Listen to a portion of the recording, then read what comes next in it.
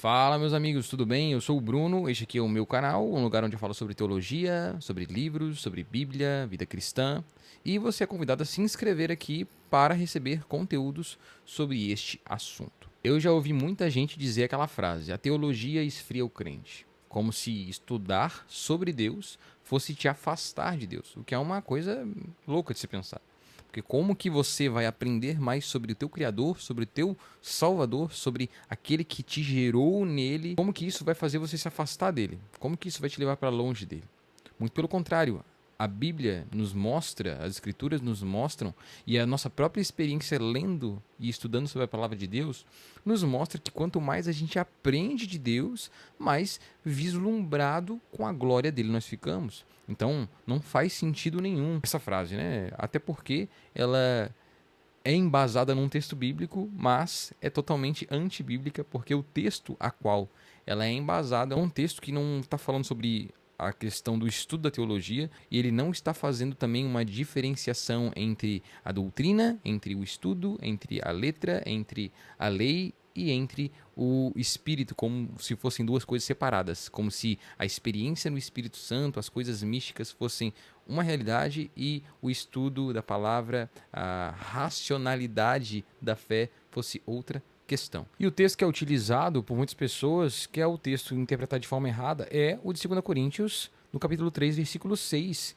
que Paulo escreve que a letra mata, mas o espírito vivifica. Só que a gente precisa olhar direito para isso e para todo o contexto daquilo que Paulo está falando para entender o que ele quis dizer. É sobre isso que a gente vai falar hoje, sobre o texto de 2 Coríntios 3, 6, que é muito mal interpretado e que provavelmente vocês já ouviram por aí alguém usando esse texto de forma errada.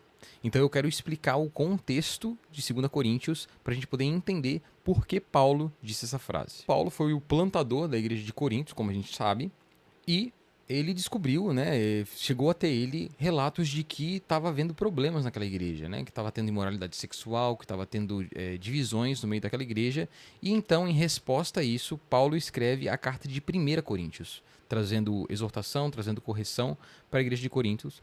E a gente percebe, lendo as cartas de 1 e 2 Coríntios, que Paulo não foi bem recebido nessa exortação que ele deu à igreja de Corinto. Os irmãos da igreja de Corinto não receberam a exortação de Paulo de uma maneira muito positiva e continuaram nas práticas pecaminosas. E nós sabemos também que entre os coríntios tinham pessoas que eram falsos apóstolos, falsos mestres, que estavam introduzindo doutrinas falsas e humanas dentro da igreja, e isso estava causando divisão.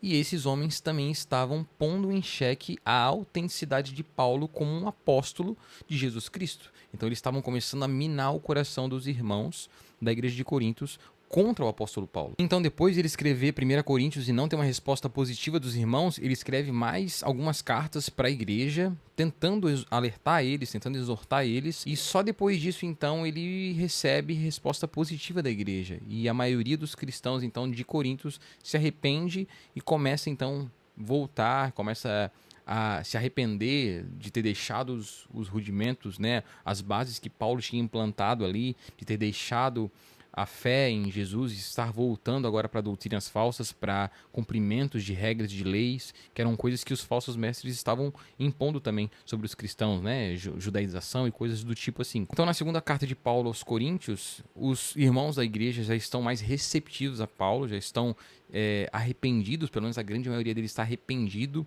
né, de ter, né, deixado o apóstolo, de ter deixado as bases que Paulo tinha implantado na igreja, e ele começa então a carta ali defendendo o seu apostolado e a legitimidade dele como um apóstolo de Jesus, que tinha sido chamado por Jesus, né, na aparição ali no caminho de Damasco, e Jesus tinha levantado ele como um apóstolo, um emissário mesmo do evangelho de Jesus aos gentios, e ele vai trazer agora uma defesa formal disso para os irmãos. E no período do primeiro século, era comum que os cristãos, quando eles transitavam entre uma igreja e outra, principalmente quando eles eram enviados como missionários, né, no sentido de fazer algum tipo de missão entre uma igreja e outra, quando eles iam levar um recurso, uma mensagem, ou quando eles viajavam em viagens missionárias, eles levavam cartas das igrejas, que era uma carta de recomendação, demonstrando e testificando que aquele era um verdadeiro irmão em Jesus, que ele era realmente parte da igreja, e essas cartas de recomendação eram um presente na vida dos cristãos. E é por isso que Paulo começa o capítulo 3 de 2 Coríntios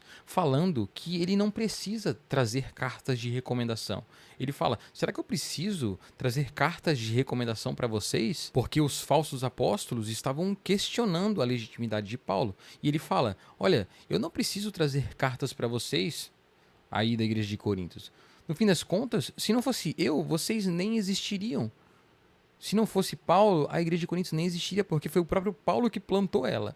Então ele demonstra, a carta que eu tenho de recomendação não é uma carta que foi escrita com tinta e pena e papel, não é uma carta que foi escrita em pedras, em tábuas, mas é uma carta escrita pelo Espírito e no coração de vocês. Vocês são o fruto do meu trabalho, vocês são testemunha de que eu sou de fato um apóstolo de Jesus. E é por isso que ele começa o capítulo 3 falando isso, defendendo o seu apostolado. Então a gente vê que os falsos apóstolos estavam minando a confiança dos irmãos em Paulo e na palavra de Paulo, e também estavam levando eles aos antigos rudimentos da lei, que era o legalismo, de cumprir a lei, de dar mais valor à forma exterior da lei do que à forma interior.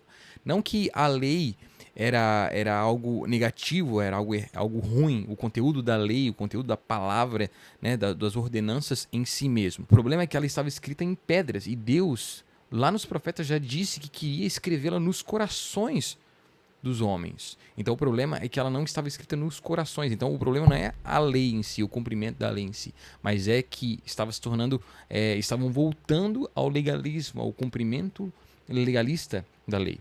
E é nesse contexto que Paulo chega no versículo 6 do capítulo 3 e diz o seguinte: é ele quem nos torna capazes de servir a nova aliança, que tem como base não a lei escrita, mas o Espírito de Deus. Então ele está mostrando que os antigos rudimentos passaram, porque agora a base da fé deles não era mais a lei escrita, mas era o Espírito que traz vida a essa lei e escreve ela nos nossos corações, nos corações dos coríntios. E então ele continua, porque a letra mata, mas o Espírito vivifica.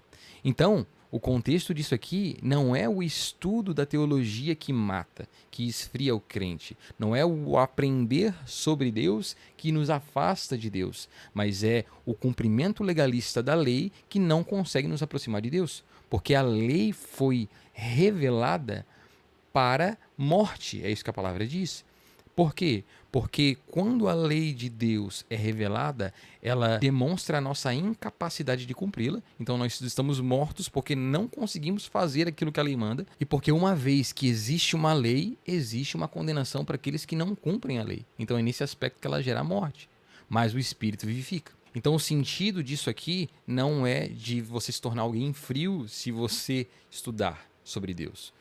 Não tem como você estudar sobre Deus e não se tornar alguém viciado em Deus, alguém vislumbrado em Deus. Davi escreveu os Salmos dizendo que tinha prazer na lei de Deus e nela meditava dia e noite. À medida que nós vamos conhecendo quem Deus é, isso vai enchendo o nosso coração de mais perspectivas de quem ele é e de mais expectativa de conhecê-lo mais e mais. No fim das contas, é isso que nós vamos fazer por toda a eternidade. Conhecer e prosseguir em conhecer a Deus. Me conta aqui nos comentários se você já tinha ouvido alguém dizer que a teologia esfria o crente. Não se esqueça de se inscrever no canal, ativar o sino das notificações para receber os próximos vídeos e também de me seguir lá no Instagram, @obrunobrs. Lá eu tô sempre dando dicas de livros, estou postando conteúdo por lá também. Temos o nosso grupo de leitura da Bíblia, que é um grupo de leitura anual da Bíblia, e você também é convidado a estar por lá. Deus abençoe vocês e até mais.